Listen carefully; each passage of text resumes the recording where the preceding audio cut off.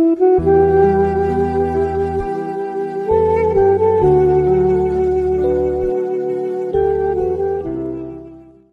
خوبی میشه.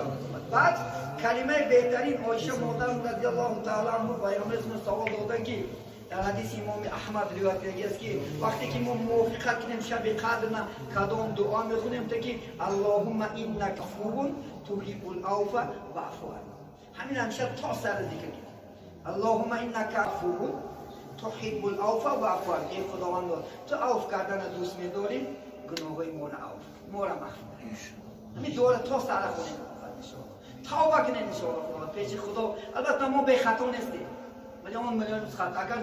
اگر گناه خدا ظاهر کنم گورم را تشکر میکنم، اگر خدا ظاهر کنم گورم قبول میکنم شکر میکنم، چون بیگناه فقط الله. امروز در یک گشته که گناه قدمی مونده که گناه، لیکن الله چیه؟ رحمان.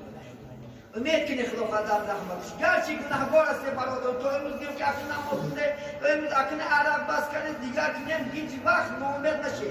لا تقنطوا من رحمت الله ان الله یغفر الذنوب جمیعا. خدا خود همه گناهتون میبره.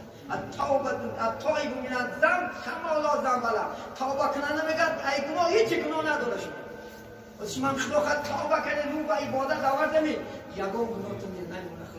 این ثوابا بیشتر کنه گناه رو مجلد بکنه خداوند میکشه ویروس تو ویروس خداوند گناه بسیار کنه ثوابا رو مجلد بکنه ثواب بسیار کنه گناه رو خداوند برای این موقع چی گناه بیشتر مجلد کنه همیشه سربلند میشه خداوند.